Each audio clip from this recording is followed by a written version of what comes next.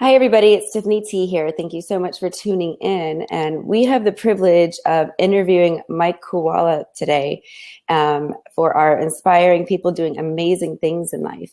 And in 2012, Mike was featured in Inc. magazine for top 200 fastest growing companies. He's been interviewed by Anthony Robbins on CNN. He's an entrepreneur and author. And I just wanted to give him the opportunity. Mike, we're so happy to have you and so grateful for your time. Thank you so much. And can you tell us a little bit about yourself, what you're doing, where you're going in life? Yeah, sure. So, who am I? I am a natural born entrepreneur. So I think like everybody had the famous lemonade stand, but as I got into my teens, I started doing all these different types of entrepreneurial things, from cleaning boats to, selling Cutco knives. If anybody knows who Cutco knives is, I always had that itch. But when I went off to college, I ended up, graduating and going the route that most people do, which is getting the job, right? So I went and got the job, and I was successful at it. I made a lot of money, but I wasn't happy. I worked on Wall Street for 10 years. In 9/10/2001, the day before 9/11, I came home from work, and my wife wanted to go out, and ended up finding out that we were having our first child. And at that point, I changed, and I said, you know what, this isn't for me, the life that I'm living. And, the next morning, right before 9/11 occurred, I actually had gone into the office and resigned. And we all know what happened that day. The world changed. But, luckily I had a great relationship with my manager. I didn't have to kind of leave right away, but we knew that I was on my way out, and I started my entrepreneurial career and haven't looked back since. I've had a lot of successes. I've also had many more lessons, I call them. Some might call them failures, but I just look at them as lessons, and I've learned a lot along the way. But other than that, I have 3 kids, married, and just moved from New York, New Jersey area down here to Tampa, Florida, and loving it. We have a new startup. It's called Social Quant. And basically what we do is we help people build relevant followers on Twitter through social listening to find and connect people with the type of folks who would most likely resonate with them, and ultimately, hopefully, become customers, because, we work with thousands and thousands of entrepreneurs. That's so exciting.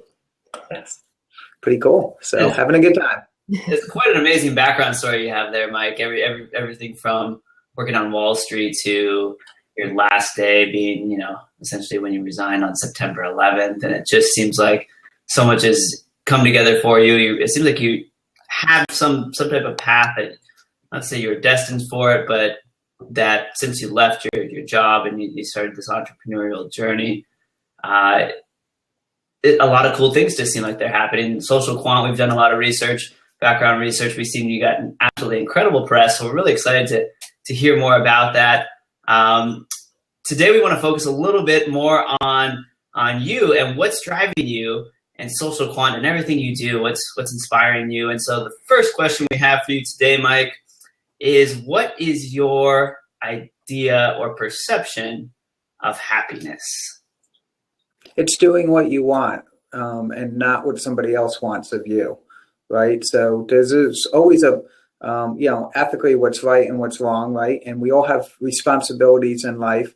But outside of that, I think, happiness is, doing what you want, when you want, how you want. So, for me, for 10 years, almost 10 years, I spent it doing things that other folks were telling me what to do. And that's okay for some folks, right? I mean, if you're okay with the 9-to-5 job and it provides you the income that you need to live the life that you want, then that's great. But for me, it wasn't, being told to, kind of meeting quotas and managing a group of people that maybe I wouldn't have personally hired myself because they didn't have the same values that I did. That didn't make me a very, happy person. It actually made me a cranky person going home at night. And, as an entrepreneur, I get punched in the face almost every hour of the day. But I'm still happy. I'll step into the ring with Mike Tyson, the most vicious person there, if he was an entrepreneur, and I'm going to have a good time because I'm doing what I want, when I want, how I want. Right. And it kind of ties in. I'm kind of curious too, since you've gone down this entrepreneurial path. Have you found yourself that you're actually working more hours than definitely, but it's kind of funny. You're working more hours, but it doesn't matter because you're doing what you love. You love what you're doing. It's not work when you do what you want, right? So it's, we have college interns here I work out of the venture capital firm that invested in us. So other than Social Quant, I do help with other companies that we call them portfolio companies that they've invested in. And we have a group of young college kids here who are here for an internship, and brought them out to lunch today. And I said that exact thing to them, that it's not work. It's if you love what you do, whether it's 3 o'clock in the morning and you just have that itch and you just roll out of bed and you're like, I'm going to go jump on the computer. And, today I decided I came into the office at 5:30. I went for a run at 7 o'clock and watched everybody cranky sitting in traffic as I'm running by the highway along the water here in Tampa, Florida. But, I'm doing what I want, how I want, when I want. I'm talking to 2 great people right now, having a good time, and I have another conference call after this. So I don't get tired because it's fun and it's great people that I get to speak with all day long. I love it. That makes complete sense. And so, well, then tying into that, and your perception of happiness, basically doing what you want when you want. What would be your idea or otherwise perception then of success? It's what was it? Bill Gates. I actually posted this quote today, and I love this quote. You can't control if you were born poor, but you can control if you die poor. And it's a deep quote because, a lot of people might say, well, and I actually had somebody say, that's cruel because some people can't control, if they're poor in life. But, looking at it deeper, it's more about, if you're just looking at wealth being money, or success being money, then I think, you're not living a fulfilling life, because you eventually will all, or at least some of us will reach a point of, monetary amounts that, are well above average. And, I've had that success, but it didn't mean that I was happy. Again, when I was on Wall Street, I made very good money. My wife and I together were making, a tremendous amount of money, multiple 6 figures. Did not make us happy at all. Sure, we had fancy cars. Sure, we lived in a beautiful place overlooking Manhattan, but that wasn't happiness because it wasn't what we wanted to do. And the same, to success, when you ask that, it's, success to me is much like happiness. It's the ability to do what I want, when I want, and set goals and achieve those goals. For me, I am, every day, I am still, sticky person, but I've got 2 or 3 of them on my desk every morning of certain things that I'm going to get done that day. And I'm, if I don't, I understand things come up during the day, and I'm not going to beat myself up about it because tomorrow's a brand new day. But, I am very goal driven. And if I hit those goals each day, that's a success to me. And I think, a lot of folks don't appreciate the wins that they have every day. And if you can, set goals and then hit them and then reward yourself, whether it's at the end of the day, the end of the week, the end of the month, you're going to live a very successful life. And it's just like a snowball. It just happens more and more because the more times you hit your goals and you're happy about it and you're motivated about it, you go to bed feeling good, not, worrying about all that crap that went on maybe during the day. I'm a big believer. Favorite book is The Power of the Subconscious Mind by Dr. Joseph Murphy. And he talks about how our conscious thoughts, control a lot of what we do during the day. But when we go to sleep at night, our consciousness goes to sleep, but our subconscious is wide awake. And so if you go to bed and you're thinking about all the troubles you had during the day, all the losses, maybe not the successes, those small wins, you're beating yourself up and you create this reality for you. Whereas if you go to sleep and you think happy thoughts before you went to the day, think about those little wins that you had during the day. Your subconscious is wide awake, and it's just going to multiply that the next day when you wake up. I love it. You just dropped a couple knowledge bombs there in so many different ways, Mike. Everywhere from that was interesting. You're talking about the mini successes throughout the day, which you don't hear people talk about too often. Everybody seems to be talking in these annual or 5-year type goals, and that's they're only going to celebrate on that day for a brief moment for what was, previously several years of their life of work and striving to reach a certain point. But that's a great point. Every single day, if you have your goals, you write them down, you make it, kind of examining those goals and otherwise appreciating the work you put in. That's your idea of success, and how that ties in as well with happiness, like you said, of being able to do what you want when you want. Yeah, it's even I think I read a study about those that are trying to lose weight. Those that weigh themselves and can have a small goal just for that day versus like a 30-day or 90-day plan have much greater success at losing weight versus those that like myself, that I'll look at it and just take that little small win, right? It's such a big thing to do and to reward yourself, because it does. It's a multiplier effect. It really is. And then when that little, thing happens during the day that some folks might think is the biggest thing in the world, as an entrepreneur, again, we all get hit in the face all day long, but you can't let that bother you if you're focused on all those positive things that are happening during the day also. Right.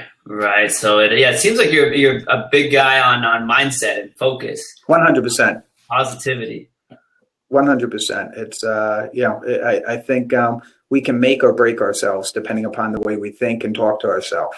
So it's funny. I talk this way to my kids all the time. I've got 3 young children, and I say young, that one just turned 10, another 12, 14, but I'm always telling them that, it's just, I don't care about what your grades are in school. I care about, how you feel that you're doing, because, grades is just one other person's opinion of where you're going to go in life, but I really, truly believe that inside, if we all feel really good about ourselves, talk to ourselves in a healthy way, we'll live a healthy life, and we're going to produce an abundant amount of success.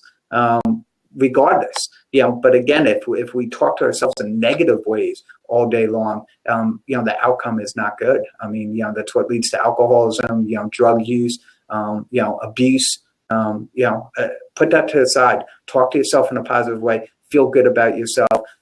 Set small goals. Big goals are really important too, but those small goals are just so important.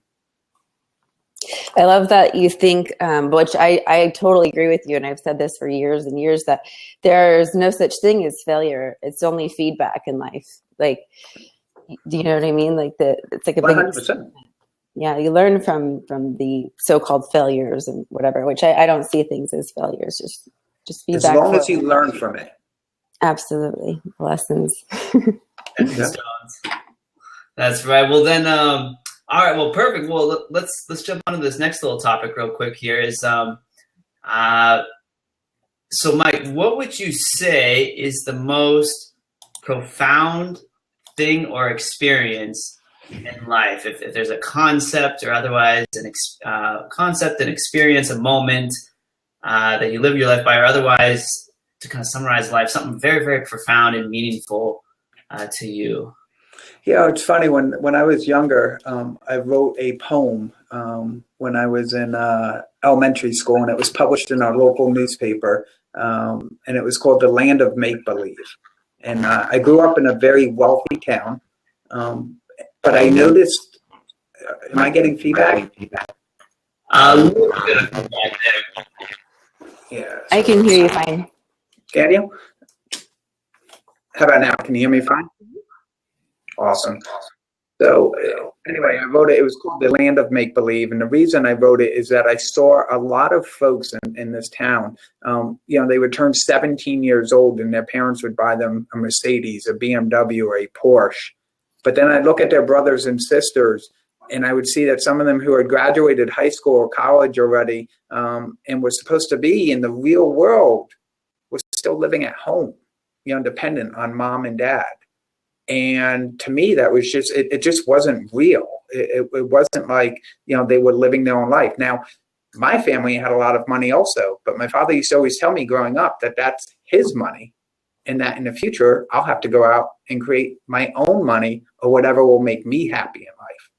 And I learned that at a really young age. And, my father passed away when I was in college, unfortunately. But I remember he the night before he passed away, we had gotten into a little bit of a heated debate that night, and I wanted to take off work that weekend because I had hit certain goals at work, and my boss bought me a weekend in Manhattan.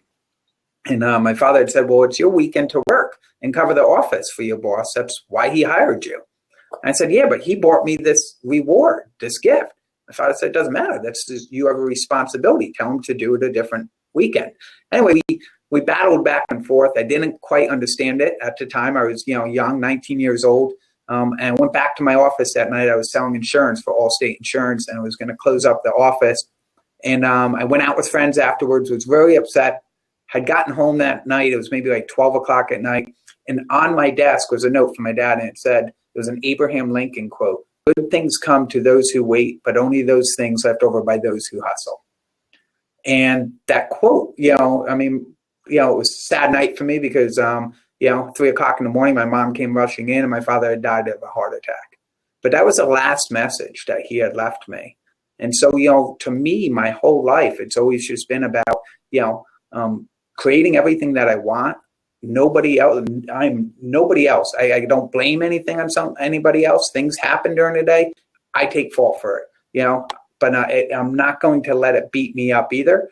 I just find a way to pivot, adjust to it, and move forward and have lessons from it. So, to answer your question, it was a lot today is from me when I was a child and everything that I learned hearing, from my father, good messages all the time. And today, as a father of 3 children, that's the way I live my life, trying to give my children good lessons all day long. So regardless of what path they take in life, they've been brought up with good thoughts in their minds. So hopefully they'll make their own good decisions. That's so important as a parent these days. And I'm so glad that you're doing that. It absolutely sets an example for all the other parents to what life's really about with their children. So thank you for presence or presence. Right, exactly. Yeah. What an incredible story there too, Mike, with you growing up there and like you said, wealthy part of town, but how your dad raised you differently than some of the other kids in the neighborhood. And then, also that, the quotes and kind of what your dad, left you and taught you as far as the hustle. And how cool. That's what an experience. And that's amazing. So, let's see here. So we covered your perception of happiness and your perception of success. Happiness you went through, Mike. You told us it was doing what you want when you want. We covered success, again, being able to do what you want when you want, but setting many goals and acknowledging those goals, meeting those goals, giving thanks every night. And we learned about how your childhood set you up, to strive forward in life and be appreciative, and the importance of thinking positively and about yourself and about what you want to do. And so as we wrap up here, are there any remaining words that you want to give us or any of the audience listening in here? Just keep hustling, keep moving forward, don't quit. That's the only time you ever do fail is when you stop, in my opinion. So, if you do have a setback, learn from it. I'm a big believer in Jim Rohn's, your network is your net worth. So, go out and meet a ton of folks. I think that's how Tiffany and I met, was on Twitter. It's one of my favorite social networks, but I am constantly trying to connect with new folks on a regular basis. So, if anybody that is listening to this reaches out and has questions, hit me up at mike@socialquant.net. I'm always happy to talk to new people and, learn from them and see if I can offer any assistance also in my own way. Perfect. So that's the best way to reach you, Mike. If people want to learn more about you or contact you, is through your website? Correct. They can just, hit me up at mike@socialquant.net. They can visit socialquant.net or, visit me on Twitter. I'm extremely active, as you could tell, on it. So, I love the platform. I just think it's incredible. And now that, they've got Twitter Live, which is, I think going to be awesome, integrating Periscope into it. I think it's great. So, yes, if anybody wants to connect, Twitter, email, or on my website is a great way. Perfect. Well, thank you so much for your time, Mike. I know you have to go pretty soon, but it's such a pleasure to even just get the opportunity of being in a blab room window with you. So I really appreciate your time and contribution, and Thank you for being a part of the inspiring people doing amazing things, because you're one of them. So You're awesome. Oh, you're awesome. We're all awesome. Definitely. All right, everyone. Well, thank you so much for tuning in. This is my Kawula interview, and he can be reached at socialquant.net. And everybody, take care. Dino, do you have anything to add? No, Mike, it was great sitting down with you. Thanks so much for your time. And I look forward to checking out Social Quant more and connecting with you on Twitter, as you mentioned. Definitely, and it was a pleasure meeting you. Definitely, I don't know what you folks are going to be doing with these, but whenever it's live and you guys are ready to rock it, let me know how I can help in pushing it out for you all. I'll definitely be in contact. Really appreciate you, Mike. Thanks so much. Be good. Bye-bye.